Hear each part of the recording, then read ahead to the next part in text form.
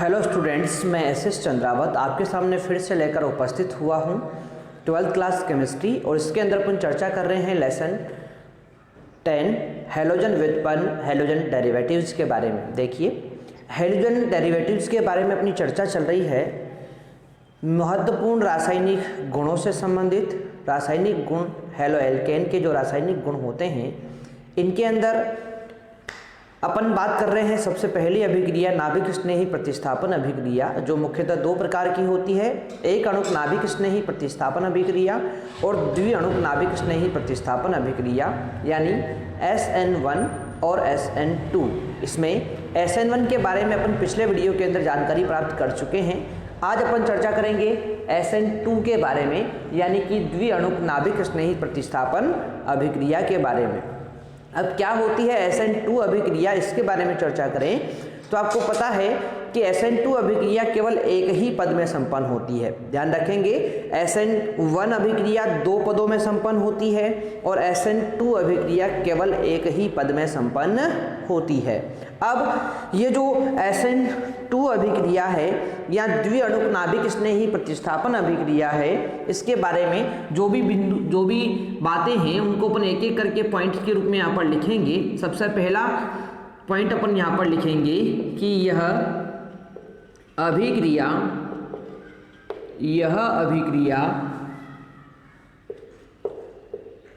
एक पद में ही संपन्न होती है।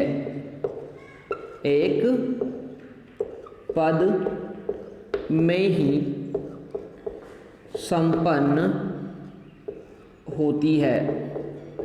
एक पद में ही संपन्न होती है। ठीक है, तो केवल एक पद में संपन्न होती है भाई। आगे बात करें अपन तो सेकंड पद आपको पता होना चाहिए, सेकंड गुण आपको पता होना चाहिए इसका, कि इन अभिक्रियाओं में केवल संक्रमण अवस्था का निर्माण होता है, अतः यहाँ कोई मध्यवर्ती नहीं बनता है। ठीक है ना, तो ध्यान रखेंगे,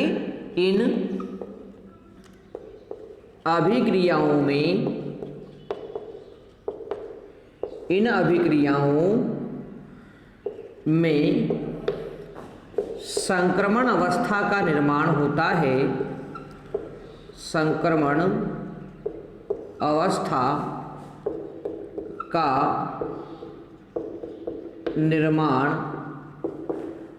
होता है,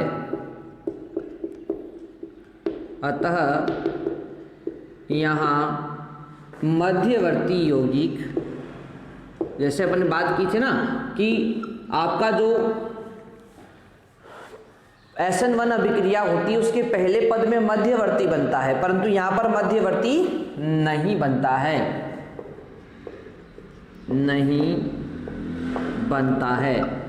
ठीक है, तो SN1 में मध्यवर्ती बनेगा, परंतु SN2 में कोई मध्यवर्ती नहीं बनता है। ये बात आप लोग यहाँ पर ध्यान रखेंगे। ठीक है, आगे चर्चा करें तो संक्रमण अवस्था के निर्माण में आक्रमणकारी नाभिक स्नेही निष्कासित होने वाले नाभिक स्नेही के ठीक विपरीत दिशा में आक्रमण करता है, जिसे पश्च आक्रमण कहते हैं। यानी यहाँ पर ये सारी चीजें मैं आप लोगों को एक एक करके उदाहरण की सहायता से समझाऊंगा, अभी केवल आप लोग इसको नोट करें। क्या बोला मैंने कि संक्रमण अवस्था के निर्माण में, संक्रमण अवस्था के निर्माण में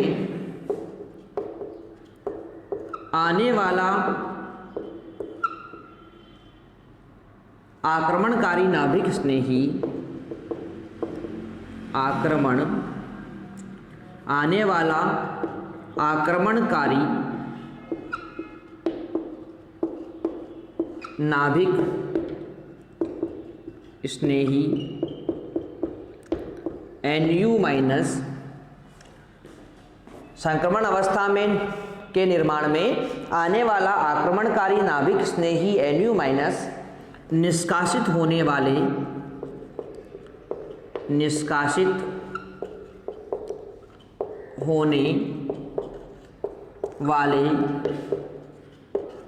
नाभिक स्नेही X- के विपरीत दिशा में जुड़ता है, इसे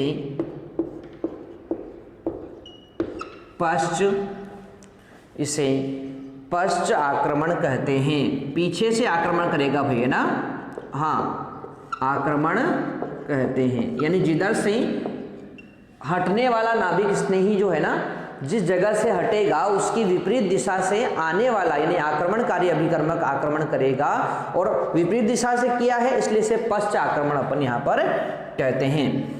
ठीक है, इसके अंदर चौथा बिंदु आपको क्या ध्यान रखना है कि संक्रमण अवस्था में केंद्रीय कार्बन परमाणु से आक्रमणकारी नाभिक स्नेही व निष्कासित होने वाला नाभिक स्नेही दोनों ही आंशिक रूप से जुड़े हुए होते हैं।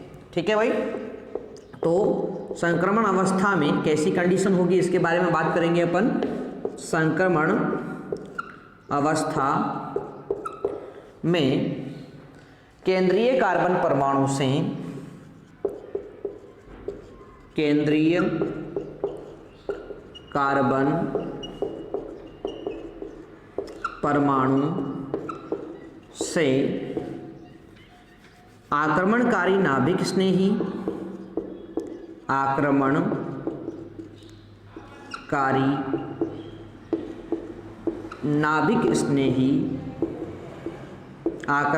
नाभिक स्नेही Nu माइनस तथा निष्कासित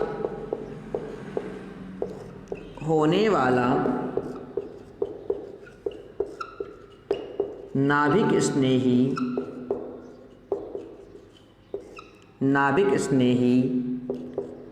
X माइनस आंशिक रूप से जुड़े होते हैं, आंशिक रूप से जुड़े होते हैं। ठीक है भाई, तो ये आंशिक रूप से यहाँ पर जुड़े होते हैं।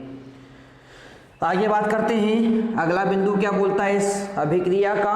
तो देखो, अभिक्रिया की गति एल्किल हैलाइड तथा आक्रमणकारी नाभिक स्नेही दोनों की सांद्रताओं पर निर्भर करती है। अब दो अणुओं की सांद्रता पर निर्भर करती है, इसीलिए इसे द्विअणुक नाभिक स्नेही प्रतिस्थापन अभिक्रिया कहते हैं। ठीक है भाई, तो अभिक्रिया की गति अभिक्रिया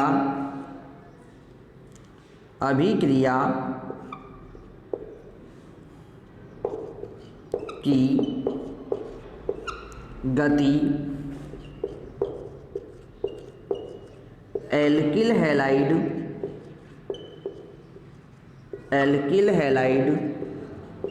तथा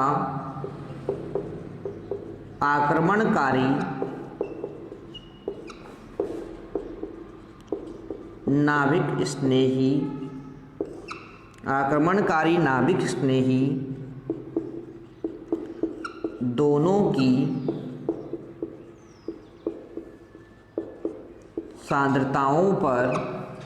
दोनों की सांद्रताओं पर निर्भर करती है।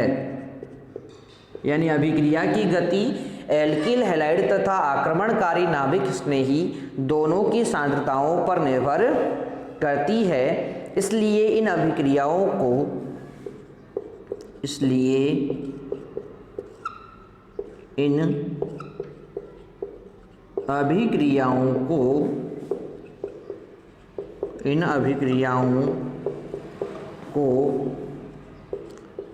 द्विअणुक क्या बोलेंगे, हाँ भाई, द्विअणुक नाभिक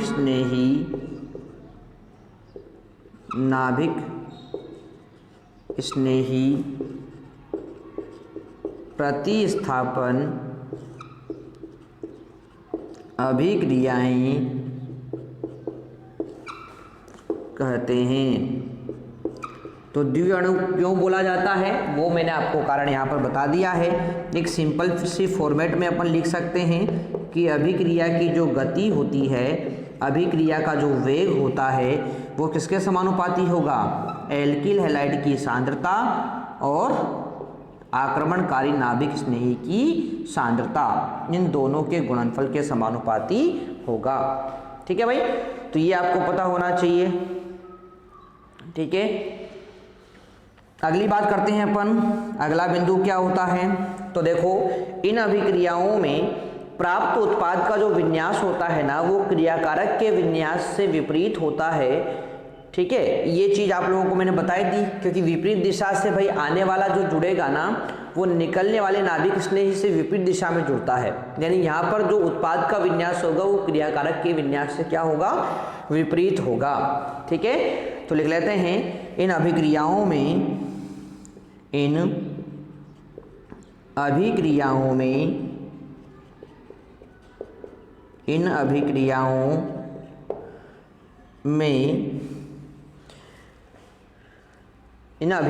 में प्राप्त उत्पाद का विन्यास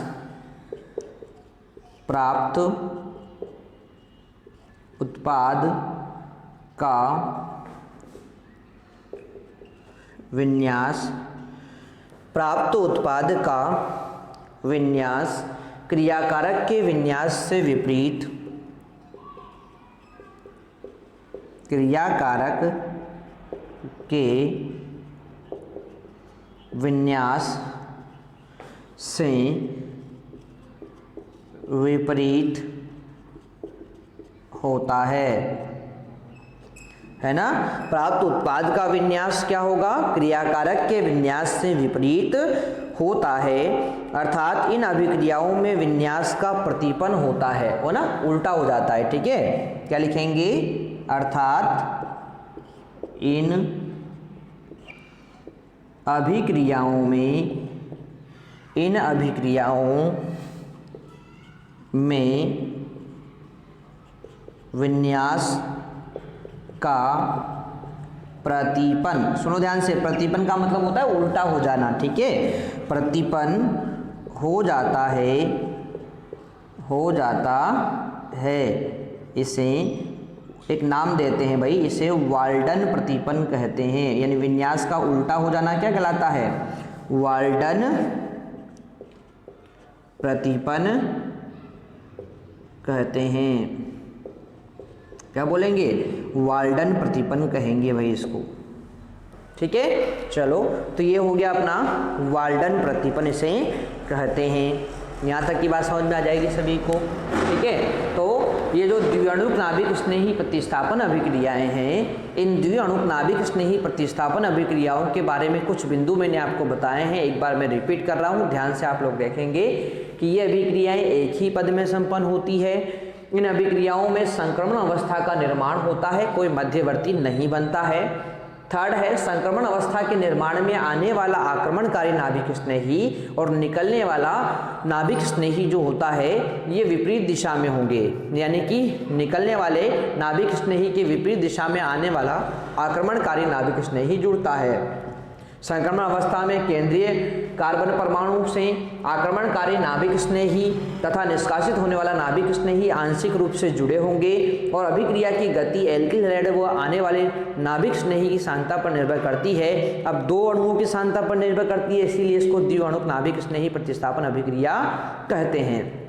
इन अभिक्रियाओं में प्राप्त उत्पाद का जो विन्यास होता है वो क्रियाकारक के विन्यास से विपरीत होता है। अब विपरीत होने को अपन बोलते हैं प्रतिपन्न, और वाल्डन नामक वैज्ञानिक के सम्मान में इसको वाल्डन प्रतिपन्न कहा जाता है। ठीक है भाई, तो ये था अपना द्विअणुक नाभिक स्नेही प्रतिस्थापन अभिक्रियाओं से संबंधित कुल 6 बिंदु अपन ने कंप्लीट कर लिए हैं। ठीक है, और भी महत्वपूर्ण बिंदु हैं जिनको अपन यहाँ पर देखते हैं। ठीक है, उसके बाद फिर मैं आपको उदाहरण की सहायता से इस चीज़ को समझाऊंगा कि किस प्रकार से जो है ये द्विअणुक नाभिक स्नेही प्रतिस्थापन अभिक्रिया संपन्न होती है। ठीक है, चलो, तो इस तरह से आप लोग जो है साथ के साथ इस चीज़ को नोट करते रहें और समझते रहें। ठीक है, चलो, तो बढ़ते हैं आगे की तरफ और अब बात करेंगे अपन यहाँ पर अगले बिंदु के बारे में। तो देखो, अगला बिंदु बोलता है कि इन अभिक्रियाओं में CX बंध के कार्बन परमाणु से जुड़े एल्किल समूह त्रिविम बाधा उत्पन्न करते हैं, जिससे आक्रमणकारी नाभिक स्नेही जुड़ने में कठिनाई होती है। इसीलिए कार्बन पर एल्किल समूह की संख्या बढ़ने पर क्रियाशीलता घट जाती है। ठीक है ना। चलो तो इस बारे में बात कर लेते हैं अपन। ठीक है, ये 7th पॉइंट है। चलो तो क्या बोलेंगे, इन अभिक्रियाओं में इन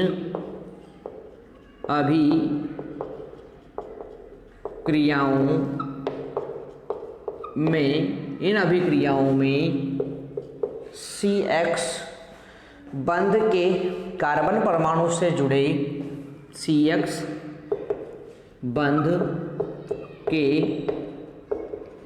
कार्बन परमाणु से जुड़े एल्किल समूह, कार्बन परमाणु से जुड़े एल्किल समूह त्रिविम बाधा उत्पन्न करते हैं। त्रिविम बाधा उत्पन्न करते हैं,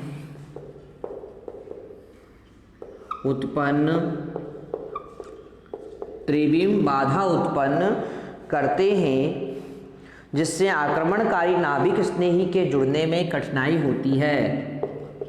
जिससे आक्रमणकारी नाभिक स्नेही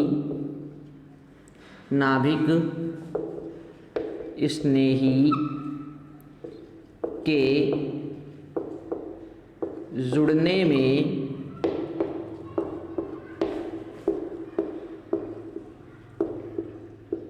कठिनाई होती है। ठीक है, आक्रमणकारी नाभिक स्नेही के जुड़ने में कठिनाई होती है, इसलिए कार्बन पर एल्किल समूह की संख्या बढ़ने पर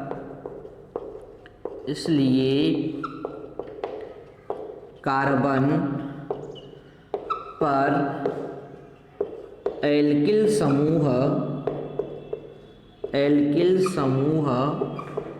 की संख्या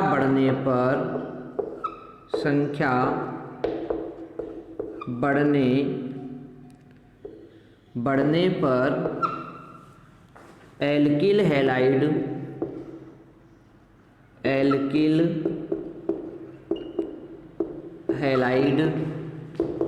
RX की क्रियाशीलता घटती है, क्रियाशीलता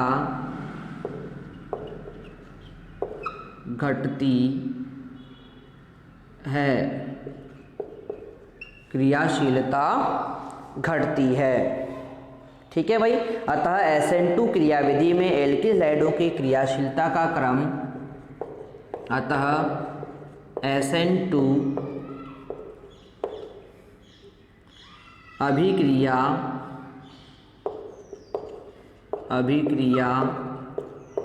में एल्किल हैलाइडों की क्रियाशीलता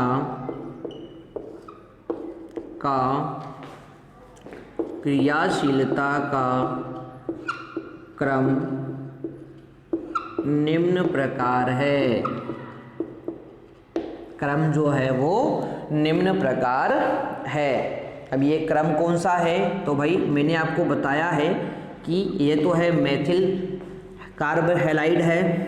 ठीक है, इसके बाद अब बात करेंगे अपन CH3CH2X, ये 1 डिग्री एल्किल हैलाइड है। ठीक है, उसके बाद इस तरह से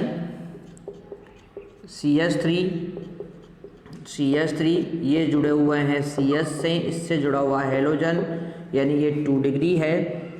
और इस प्रकार से CH3 और CH3 इससे जुड़ा हुआ हैलोजन, ये 3 डिग्री है। अब मैंने आपको क्या बताया कि CX बंध, क्या लिखा हुआ है देखो यहाँ पर कि CX बंध के कार्बन परमाणु पर जुड़े एल्किल समूह, ये CX बंध है, इसके कार्बन परमाणु ये रहा, इस पर जुड़े हुए जो ये एल्किल समूह है ना, ये त्रिविम बाधा उत्पन्न करते हैं। त्रिविम बाधा मतलब ये एक दूसरे को प्रतिकर्षित करेंगे, ठीक है। अब त्रिविम बाधा के कारण होगा क्या, तो इससे आक्रमणकारी नाभिक स्नेही के जुड़ने में क्या होती है, कठिनाई होती है। इसीलिए कार्बन परमाणु पर एल्किल समूह की संख्या बढ़ने पर एल्किल हैलाइड की क्रियाशीलता घटती है। अब देखो यहाँ पर इस कार्बन परमाणु पर एल्किल समूह की संख्या बढ़ेगी तो क्रियाशीलता क्या होगी, घटेगी। तो देखो यहाँ पर इस कार्बन पर 3 एल्किल समूह है, इस कार्बन पर देखो 2 एल्किल समूह है, इस कार्बन पर कितना है, 1 एल्किल समूह है। तो देखो, और यहाँ पर कोई एल्किल समूह नहीं है इस वाले कार्बन पर, ठीक है। तो मैंने क्या बताया, एल्किल समूह की संख्या बढ़ेगी तो क्रियाशीलता घटेगी। तो सबसे ज़्यादा एल्किल समूह यहाँ पर है, इसलिए क्रियाशीलता सबसे कम इसकी होगी, फिर उससे ज़्यादा इसकी, और सबसे ज़्यादा किसकी होगी, मैथिल वाले की होगी, ठीक है भाई। तो ये क्रियाशीलता का क्या आ गया है, ये क्रियाशीलता का आ गया है आपका कौन सा क्रम, ठीक है, घटता क्रम आ गया है, ठीक है। चलो, तो ये हो गई अपनी SN2 अभिक्रिया के महत्वपूर्ण बिंदु। अब इस चीज को मैं आपको, इस SN2 अभिक्रिया को मैं एग्जाम्पल की सहायता से आपको समझा देता हूं। देखो, मैंने यहाँ पर एक एल्किल हैलाइड लिया है मैथिल वाला, ये देखो आप लोग, मैथिल क्लोराइड है ये, ठीक है, CH3Cl। इस मैथिल क्लोराइड पर, एल्किल हैलाइड है ना ये मैथिल क्लोराइड, इस मैथिल क्लोराइड के ऊपर नाभिक स्नेही का क्या होगा, आक्रमण होगा। जैसे ही नाभिक स्नेही का इसके ऊपर आक्रमण होगा, तो देखो किस प्रकार से आक्रमण होता है उस चीज को समझो। देखो यहाँ पर क्या होता है, ये जो संरचना है ना, इस संरचना को अपन इस प्रकार से बना सकते हैं। देखो C, ऊपर है H, 2 H इसके नीचे लगे हुए हैं इस प्रकार से। अब इससे इधर तो क्या जुड़ा हुआ है, Cl जुड़ा हुआ है, क्या जुड़ा हुआ है, Cl यहाँ पर जुड़ा हुआ है, ठीक है ना, इस तरह से। और आने वाला नाभिक स्नेही कहाँ जुड़ेगा, इधर Cl जुड़ गया है तो फिर इधर क्या जुड़ेगा, Nu- जुड़ेगा, ठीक है भाई। तो इधर कौन जुड़ेगा, Nu-। अब देखो भाई, मैंने आपको बताया था ना कि इस अभिक्रिया में मध्य में क्या बनेगी, संक्रमण अवस्था बनेगी। तो ये क्या है, ये संक्रमण अवस्था है। अब देखो, इस संक्रमण अवस्था के बारे में मैंने आपको क्या जानकारी दी थी, मैंने आपको जानकारी दी थी कि इसमें जो ये Cl कौन है, निकलने वाला नाभिक स्नेही है, ठीक है। Nu कौन है, जुड़ने वाला नाभिक स्नेही है, ठीक है। तो निकलने वाला नाभिक स्नेही, जुड़ने वाला नाभिक स्नेही, ये दोनों केंद्रीय कार्बन से आंशिक रूप से जुड़े होते हैं। देखो मैंने डैश डैश से यहाँ पर बंद बनाए हैं, आंशिक रूप से ये जुड़े हुए होते हैं। साथ ही एक और बात आपको समझ में आई होगी कि भाई ये तो है निकलने वाला नाभिक स्नेही, ये Cl, और ये है जुड़ने वाला नाभिक स्नेही। तो देखो, निकलने वाली नाभिक स्नेही की विपरीत दिशा से आक्रमण किया किसने, इस Nu ने, इसीलिए अपन बोलते हैं इसको वाल्डन प्रतिपन। तो वाल्डन प्रतिपन इसलिए बोलते हैं क्योंकि निकलने वाले नाभिक स्नेही की विपरीत दिशा में कौन करता है, ये Nu- आक्रमण करता है, इसीलिए इसको क्या बोलते हैं, वाल्डन प्रतिपन अपन कहते हैं। अब देखो यहाँ पर क्या है, ये आंशिक बंध है, यहाँ पर क्या है, ये आंशिक बंध। अब आंशिक बंध बनने का मतलब ये होता है कि ये वाला जो बंध है ना, ये टूटने की स्थिति में है, और ये वाला बंध क्या है, बनने की स्थिति में है, ठीक है। अब देखो, उत्पाद जब बनेगा ना, तो यहाँ पर क्या होगा कि ये जो बंद है तो पूरी तरह से बन जाएगा, और ये बंद पूरी तरह से टूट जाएगा। यानी कि यहाँ पर क्या बन जाएगा, यहाँ पर बन जाएगा NuCH3 का निर्माण हो जाएगा, साथ में Cl- यहाँ से निकल जाएगा, ठीक है। तो यहाँ पर इस प्रकार से उत्पाद बन जाएगा। इसको चाहो तो आप लोग इस प्रकार से भी बना सकते हैं, इस तरह से देखो, ठीक है ना। तो ये उत्पाद आपको यहाँ पर प्राप्त हो जाएगा, और साथ में आपका Cl यहाँ से बाहर निकल जाएगा, ठीक है। तो ये जो है इस प्रकार से यहाँ पर अभिक्रिया संपन्न ये होती है, ठीक है। इस Cl- को क्या बोलेंगे, निष्कासित नाभिक स्नेही बोलेंगे, निष्कासित नाभिक स्नेही इसको बोलेंगे। और इस प्रकार से देखो आपने क्या देखा यहाँ पर कि ये एक ही पद में ये SN2 अभिक्रिया संपन्न यहाँ पर हो गई है, ठीक है ना। ये अस्थाई होती है भाई, संक्रमण अवस्था है ना, इसलिए टूटकर क्या बना लेती है, तुरंत उत्पाद का निर्माण कर लेती है, ठीक है। तो ये बात आप लोग ध्यान रखेंगे। तो इस प्रकार से SN2 अभिक्रिया केवल एक ही पद में संपन्न होती है, ठीक है भाई। चलो, तो ये था अपना SN2 अभिक्रिया के बारे में बात, उदाहरण सहित मैंने आप लोगों को यहाँ पर बता दिया है। आशा करता हूँ आपको समझ में आई होगी। एक दो बार वीडियो को ध्यान से आप लोग देखें, सारी बातें आपकी क्लियर हो जाएगी। मिलते हैं अपन नेक्स्ट वीडियो के अंदर, तब तक के लिए टेक केयर, बाय।